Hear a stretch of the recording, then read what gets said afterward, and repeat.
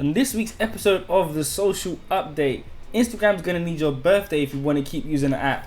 LinkedIn gets rid of stories and you can now get paid for tweeting, and Amazon is testing a live audio app. Let's get into the show. Hi, my name is Brian and welcome to the Social Update, the weekly show where I give you everything that's happening in social media and the creator economy every week. Let's kick it off with Twitter. Now, they just launched their feature that they've been working on for quite a few months called Super Follows. Now, this allows anyone to charge a subscription fee for exclusive tweets. Unfortunately, it's only been given to people in the US and Canada and on iOS only for now, but at least it's launched and hopefully we will soon see it in other countries and around the world. You also won't be able to set your own prices for the subscription. Unfortunately, they're already set: $2.99, $4.99 and $9.99. When they announce this feature, I'd hope that you'd be able to kind of customize your own subscription amount that you wanted, like people will be doing it for £1, etc. But that's neither here or there. I think £3 is pretty decent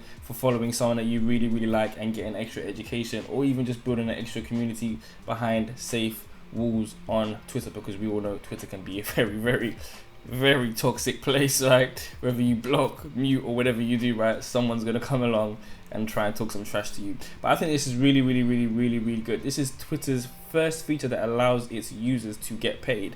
Now, Twitter's been around for a very long time, and a lot of people always say, I can't believe this app is for free. I can't believe this app is for free.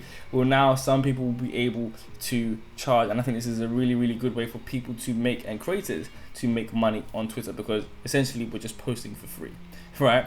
And it's great for community building, and it's great because you can post links, so you can post your downloadable content, you can post your services or your business on the app, which is really great. These features are not yet available to everyone, even when they are available to everyone, because you will need at least 10,000 followers to be 18 years and older, and I've had tweeted a couple times in the last 30 days, but the big one is 10,000 followers. And I understand why it's got that kind of criteria, because you don't just want everybody and anybody just charging for it. I don't think it's one of those ones, oh, the smaller accounts, maybe it could be 5,000, but I think when they put this 10,000 marker on it, or this requirement, it means that, hey, you've probably got a community that is probably willing to pay for something from you for something like tweets, right? So I understand that. Imagine everybody just, oh yeah, you got these gated tweets, and then, you know, nobody's really buying it, nobody's buying into it, right? So it's one of those things where it's like, if you have a large enough community, hey, you can get that feature.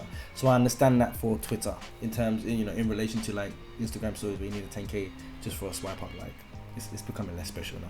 But I understand it in this context. Obviously there's money involved, etc. So let me know what you think about Twitter Super Follows. Will you pay for tweets? Most people will probably say no. I can't think of a few people that I would follow, but I probably would, depending on who the creator was on Twitter. But let me know what you think. Would you pay £3, £5, even £10 to see someone's exclusive tweets? Instagram has a new rule, and they're going to need your birthday if you want to continue using the app. Now, why does Instagram want to know when I'm born, right? This is all in an effort to help protect the younger users a lot better. They released some new features. For instance, if you are under 16, your account will be set to private automatically, and you obviously get to choose who can follow you and see your posts. If you are under 18, people who are over 18 that do not follow you will not be able to DM you, or go to a special phone and say, hey, do you know this person? Because it might be your uncle or your cousin or someone like that, and it'll say, hey, do you know this person? Because they're trying to DM you. So this is to stop like predatory actions and people just talking to you that you don't want, you don't know, and you don't want them to talk to you, right? This is to protect the younger users. Now, you're probably thinking, well, a lot of these users are just gonna lie about their age, right? You're gonna have a 16-year-old saying that they're 21 and whatnot. Yeah, so Instagram is pretty smart, right? They're gonna use technology to try and decipher how old you actually are. So you might go and post your birthday. Instagram can read in the picture how old you may be. You might be following an account of another younger user who has put their age in correctly, or even if they haven't, Instagram can detect how young a user is by the words that they're putting in their captions, the posts that the people that they're following, and the posts that they're replying to, etc., right? That's the type of technology that they're going to use, and the brands that they're following, right? So that's the type of technology that they're going to use to detect if you are lying about your age or not. Will ask you to reset your age, or maybe kindly get off the app, right? This is all for safety of its younger users. So if you haven't put your birthday in already, Instagram will prompt you and keep prompting you if you want to continue using the app, and there will be an age gate on some of the posts, and will say, hey, like, you can't see this post because of your age, etc. And I think this is a really good thing, because you want, you know, if you have a younger cousin, niece, or sibling, etc., right? You want them to be safe on something like Instagram. And this is the reason why they're making something called Instagram for Kids.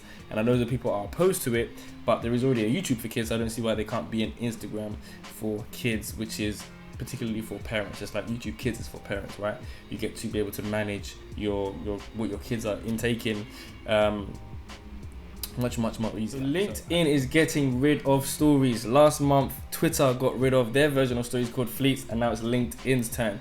This is no surprise because who was going to use LinkedIn stories, and no one ever used it. But again, this is really good because at least they can say, hey, look, we tried and it didn't work, and I think that is fine. So take a leaf out of LinkedIn's book. If something's not working, get rid of it, be honest, and that is completely fine. It is really great that they can do that. They're now saying they're pivoting to more permanent video tools, so that they realize that, oh, people didn't really want to create stories, and they wanted the stories to, you know, be longer than 24 hours and stick on their profile, versus stories that something was ephemeral and it disappeared within 24 hours. You could post what you want, but it disappeared, right? That's not really useful on maybe something like LinkedIn, maybe something like Instagram and Snapchat. These things are useful because, you know, it's just lifestyle stuff. It's just candid, behind the camera. But LinkedIn is more like a network thing, and you want it to be more permanent video. So they're looking into taking what they learned from stories and adopting that on the platform in the form of some kind of video features. Now, they recently just bought an app / platform called Jump Rope, and it was like a how-to tutorial app, and you do videos on it of how to do stuff. And I recently just bought it, and they said that they're trying to integrate creator tools into LinkedIn, right? A couple months ago, they created a creator profile as well, so you could just have a normal profile and you could have a creator profile. So LinkedIn is very much trying to get into the creator economy, and I really like it because they're thinking about tools for creators. So Jump Rope is going to have all kinds of different tools, I'm guessing, to create video content and how-to content, and just being able to teach easier whatever you know on LinkedIn, right? So the tools, people need tools, creators need tools, and I definitely think it will attract a lot of, and I say creators, but I mean like professional creators, in terms of like, oh, you're trying to get a job and you're just trying to jazz up the video, right? This is really good for the platform. So it's great that they kind of got rid of stories if nobody was using it, because it just makes you look bad if you just have it there. And it's good that they could just say, hey, let's get rid of it. Let me know, did you use LinkedIn stories? I really doubt you did, but let me know in the comments. So Amazon is looking into live audio. Now we've got Twitter Spaces, we've got Clubhouse who kicked it all off, we've got Spotify Green Room, and we've got Discord, and I think Reddit is working on one too, and there's Facebook Rooms, right? So all these social apps are getting into live audio. They're already in live audio. It's kind of the next wave of social media and social format. We already had images, text, and video. The one that was left was audio. There was podcasting, but it wasn't particularly social because it was one way, right? You couldn't comment, you couldn't get feedback, you couldn't go up on stage and talk to your favorite podcaster. But Amazon is looking to get into live audio, but particularly with music. So Clubhouse is more of a candid room. Anybody can just come in and jump in and talk to people. Twitter Spaces seem to be more like conferences where you have people talking, you have people asking questions, and Facebook is just Facebook, I guess. I think it's too early to tell. And obviously Spotify Green Room is specifically about music, but where Amazon is going to differentiate themselves from Spotify Green Room is the fact that they want to play concerts, and you can listen into concerts kind of like a radio, and have live performances and get in with the music industry versus just, hey, regular people. So they're trying to integrate it into their Amazon Music offering and Amazon Prime and Amazon TV type of offering type of thing, right? Versus, hey, I got this separate Amazon app, and it's kind of compete with Clubhouse. So I like the fact that they're trying to go another way and use another angle for another audience.